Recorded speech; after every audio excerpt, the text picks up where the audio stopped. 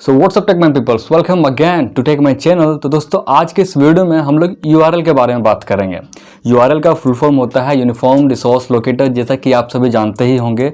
But आज मैं आपको कुछ एक्स्ट्रा लेवल, एडवांस लेवल पे URL के बारे में डिस्कस करेंगे, पूरी चीज़ बताने वाला हूँ। और जैसे कि पिछले वीडियो में मैंने बताया था याकुजा के बारे में, शायद आपने अगर वो वीडियो नहीं देखा है तो आपको ऊपर आई बटन मिल जाएगा, उस आई बटन पर भी क्लिक करके उस वीडियो को आप देख सकते हैं बड़े आराम से। अब यहाँ पे हम लोग आते हैं कि URL क्या होता है, किस तरह से काम करता है, इसका फुल फॉर्म तो आप जान चुके हैं। अब यहाँ पे आता है कि ये कितने प्रकार के होते हैं, जैसा कि थंबनेल में लिखा हुआ था। तो चलिए जानने के लिए बिना देरी के वीडियो में आगे बढ़ते हैं। Let's get started.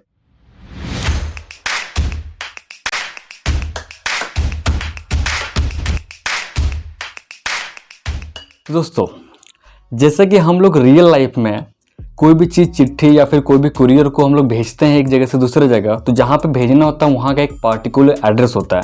जब तक वो एड्रेस हमारे पास नहीं रहेगा तब तक हम किसी भी चीज़ को, कोई भी कुरियर को, कोई भी चिट्ठी को या कोई भी चीज़ हम लोग भेजना चाहें वो भेज नहीं सकते हैं। जैसे कि अब तो कबूतर का तो ज़माना है नहीं, जो कबूतर पे पैर में चिट्ठी बांध दी है तो वो लेके चला गया, और या फिर तो उसमें कोई कुरियर तो बांध नहीं सकते हैं, क्योंकि खुद जो है कबूतर जो है बहुत हल्का होता है, उस पर भारी वजन लगा देंगे तो कुरियर लेके कहाँ से जाएगा। अब यहाँ पे एक चीज़ आता है कि कबूतर को कैसे पता था कि उसको वहीं पे जाना था, क्या पता जो उसका मेन मालिक होता है वो वहाँ पे जाके पहुँचाता है कि ये कबूतर सुन, यहाँ पे देखना कि अब से तुमको यहीं पे आकर चिट्ठी पहुँचाना है। तो इस तरह का बहुत सारा दिमाग में आता है। कोई बात नहीं, इसमें मैं रिसर्च कर लूँगा। वीडियो के टॉपिक से मैं हट चुका हूँ, तो फिर से वापस आते हैं अपने URL पे।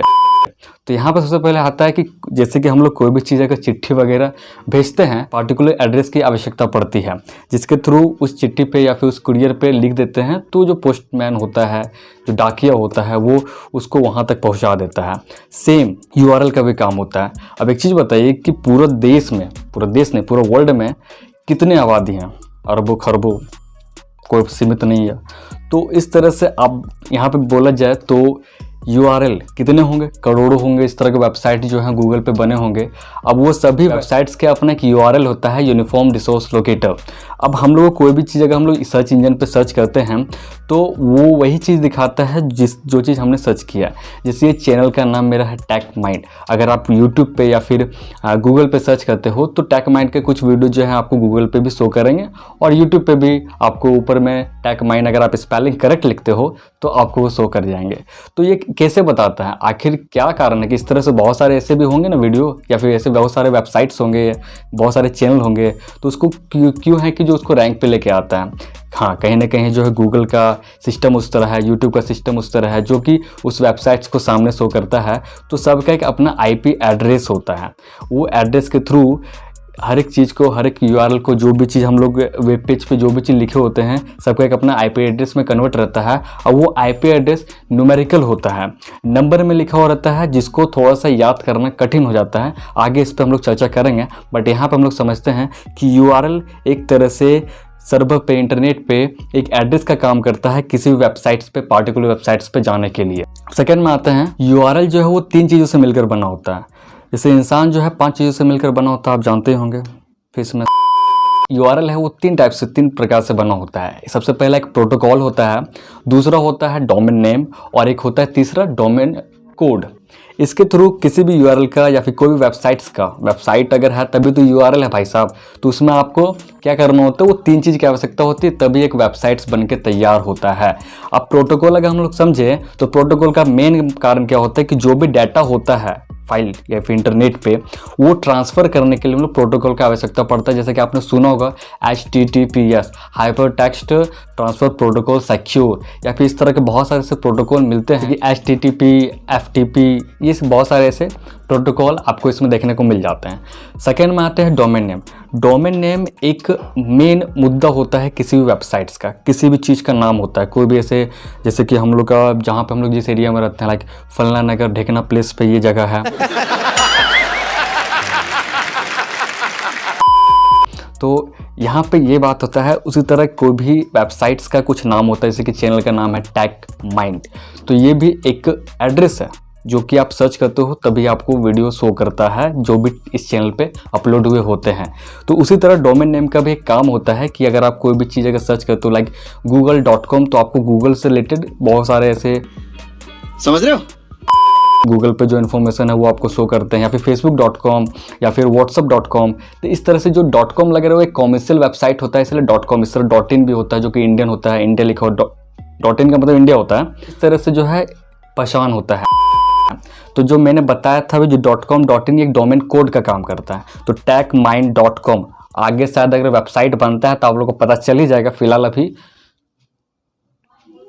कोई दिक्कत ना करे, फ्यूचर में अभी आपको देखने को मिल सकता है कि आपको techmind.com का एक वेबसाइट मिल जाए, बट फिलहाल अभी आप सब्र करें। और यहाँ पे जो है .com और .in जो है एक डोमेन कोड का वैल्यू निभाता है। तो ये क्लियर हो गया, domain name, protocol, domain code. ये क्लियर हो गया? नहीं क्लियर हुआ तो फिर से आप पीछे करके आप देख सकते हैं इस वीडियो को।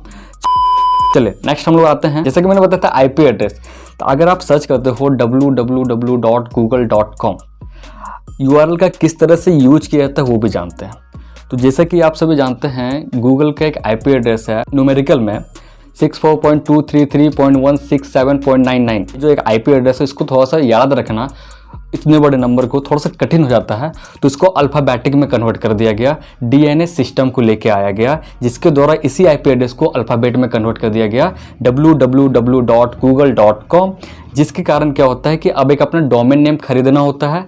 अब जैसे कि कोई भी अगर आप रियल लाइफ में अगर दें तो कोई भी अगर रेंट घर पे लेते हैं तो क्या होता है कि हमें सालाना या फिर मंथली जो है पैसे पे करने होते हैं जो भी लैंड ओनर होते हैं। तो उसी प्रकार ये जो डोमेन नेम होता है ये भी एक एड्रेस है, किसी भी चीज़ का एक नाम है। अब वो नाम का आपको सालाना या फिर मंथली आप जिस तरह का प्लान लेते हैं उस तरह आपको वहाँ पेमेंट करना होता है। तो ये था डोमेन नेम का एक अपना काम होता है। जब से डीएनएस सिस्टम आया है तो कोई भी आईपी एड्रेस को याद रखना बहुत ही आसान हो चुका है। जैसे कि आप facebook.com भी लिखते हैं या फिर www.whatsapp.com वगैरह वगैरह बहुत सारे ऐसे वेबसाइट्स मिल जाते हैं।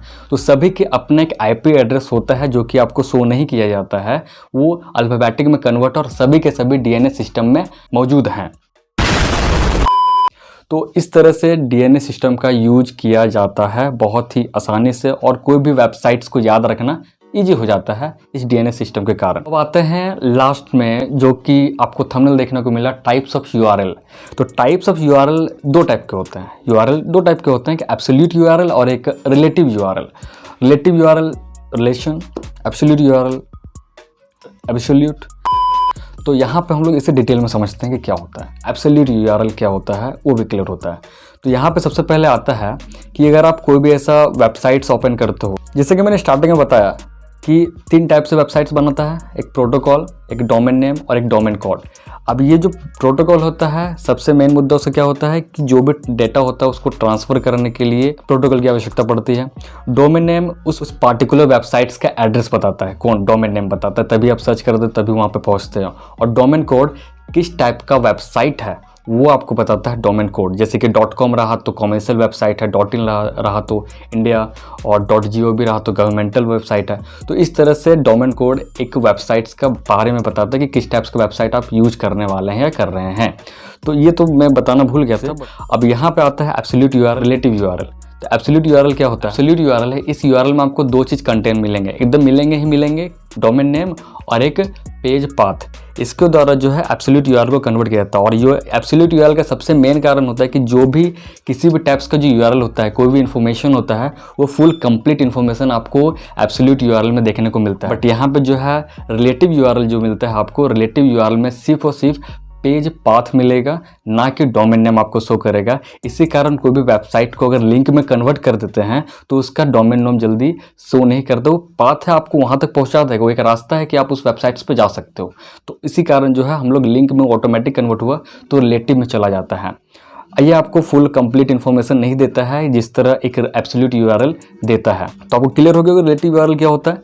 रिलेटिव यूआरएल का सबसे मेन कारण होता है कि किसी भी वेबसाइट्स को वो लिंक में कन्वर्ट कर देता है।